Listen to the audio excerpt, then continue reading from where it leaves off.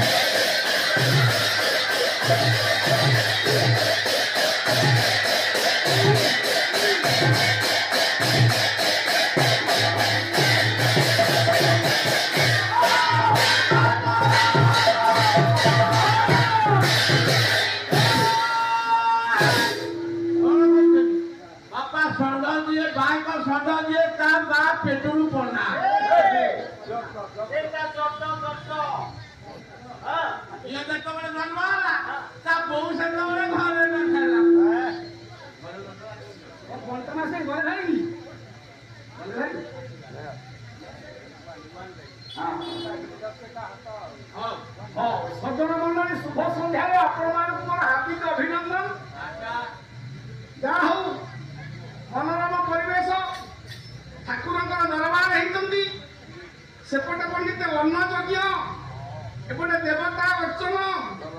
एपटे प्रभुंर नाम कीर्तन ये समावेश मध्य चारिपद कथा मु कहि पूजाराणी टीपू कुमार षोलपाला आज बढ़ुची किसी दिन तले बाबू भेट नावगा अंचल पवित्र भारत कहानी कहवा जाऊँ गोटे योग्य पुआ ठीक आसो आज विचार करेंगे आज्ञा जातिबद्ध पापरू मुक्ति लाभ करने चिंता कले पांडव माने धर्मराज सिंहासन बसचंती किंतु सिंहासन सुख से अनुभव करि पार नाहंती व्यतिक्रम घटुची मन विचलित होउची मन काई ये सिंहासन पाइबा पछरे मु अनेक आत्मीय गुरु स्वजन बंधु बांधव को हत्या करि पाइछि ओहो दुख मन केमिति उद्धार पाइबी कुल वृद्ध व्यासदेव जहाँ अनुशासन द्वारा ये सिंहासन चली ये व्यासदेव को डकई देले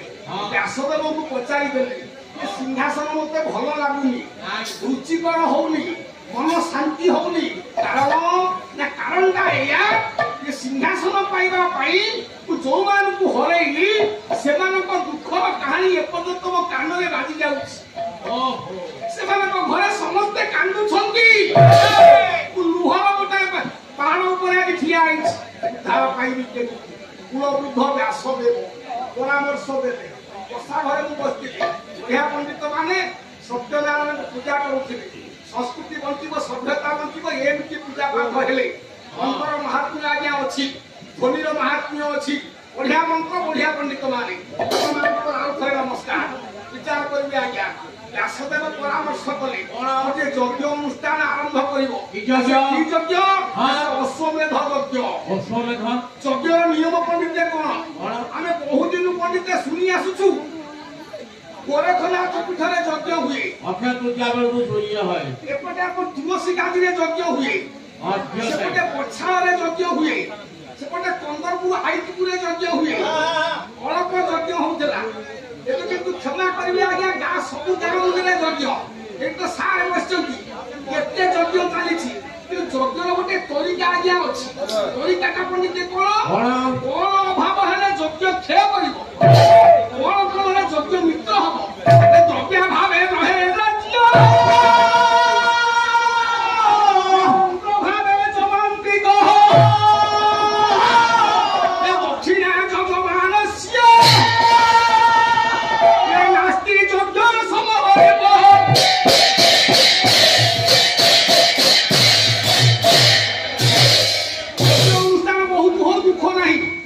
यज्ञरे द्रव्य अभाव हेले से राज्य दहन हबो मंत्र भावे चमांतिकम यज्ञरे जो चाकिक ब्राह्मण माने आसिले से मंत्र विच्युत कले ब्राह्मण क्षय हेबे यज्ञ कर्म करि साइबा परे यजमान दक्षिणा कर्म कर देले यजमान क्षय हबो ओहो अस्ति यज्ञ सबरे धर्मराज कले द्रव्यर आवश्यकता कोन अछि प्रथम गोटे यज्ञ अश्व आसी अच्छा यज्ञ अश्व अछि कोठी कोठु आसीबो जे कोइछि यज्ञ करिया पे से परामर्श दबो विचार करिले आज्ञा यज्ञ अश्व अछि कोठी अरे भद्रावती कट करे भद्रावती कट करे से तो बल होया भीम फुट काई देगे अश्व कट होया भीम फुट काई देगे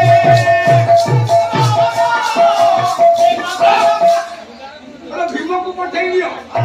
भद्रावती कटक गोटे धरा बंदर अश्व अछि अच्छा से अश्व को आनिबो हां जितिला हाथ जोड़ी देले खाली को अश्व आइले यज्ञ हबो यज्ञ पई धनर आवश्यकता अछि ये आसीबो ये धन मिलिबो को धन मिलिबो राजकोष दुर्बल युद्ध पर अवस्था हां बहुत धन जीवन नष्ट होइछि बास तू अर्थ शून्य हां अर्थ शून्य राजा यज्ञ करिवो केमिति सेई व्यासदेव परामर्श हां धन अछि कोठी ना कोठी धन अछि अन्य तो पर्वते अछि ब्राह्मण को धन ब्राह्मण को धन और हैला अरे मोइना को पर्वत ब्राह्मण को धन अछि सिटी कोन ब्राह्मण माने धन रखिले नै केली ताकू जोगी संति किए किए से अरिया पुरुष एक जोगी अछि जार मोइना को पर्वत ब्राह्मण को धन हां ताकू जोगी छि गोटे कालिया पुरुष से कालिया पुरुष आज्ञा किए से तो ब्राह्मण ना क्वेश्चन अपन लक्ष्य करथिबे सब शासन रे शासन महाजन माने थान जेते जगह ठाकुर को अर्थ आसे अच्छा ताकू शासन महाजन रखंती हां शिव को पाठी रखंती ब्राह्मण माने जेते कर्म पूजा करिवे तार किछि अंश आज्ञा दान करिवे शिव को उद्देश्य तार मालिक हेले शिव कालिया पुरुष अंतति शिव ओहो मोना को पर्वत रे ब्राह्मण माने किछि किछि धन रखिछंती हां से अनेक धन हेलानी ओहो भगवान शंकर जति छंती या जीव किए या जिए पाइछि पाशुपत अस्त्र अर्जुन को पठाओ से धन तक संग्रह करू शिव को संतुष्ट करी हां आगे यज्ञ अश्व हेई गला धन हेई गला अच्छा यज्ञ कार्य आरंभ हबो हां व्यासदेव परामर्श देई चली गले हां यज्ञ अश्व आसीला पांडव मान को मन खुशी पांडव माने पंडित भगवान को डाकिले भगवान आसी पहुंची गले ये यज्ञ अश्व को पांडव माने सजेइले वाह वाह वाह ओडिया साहित्य आज्ञा मरि गलानी आ ओडिया साहित्य कथा सुनु नाहंती केही ना ओडिया अस्मिता बोली डिंगुरा बाजुछि अपन देखियो मास्टरी परीक्षा सरी जीवो प्रत्येक पिला ओडिया रे 33 भाग रखि दिबे इंग्रेजी रे 80 थिबो ओडिया रे 33 ओडिया सुनिना को श्रद्धा कार नाही ना ओडिया साहित्य पंडित बंची छि बाणी क्षेत्र जगतसिंहपुर बारेलिया रो भ्रमर बाबू भ्रमर बर नायकर गोटाए पद केमिति यज्ञ अश्व को पांडव माने सजेइले सजांती बांधवे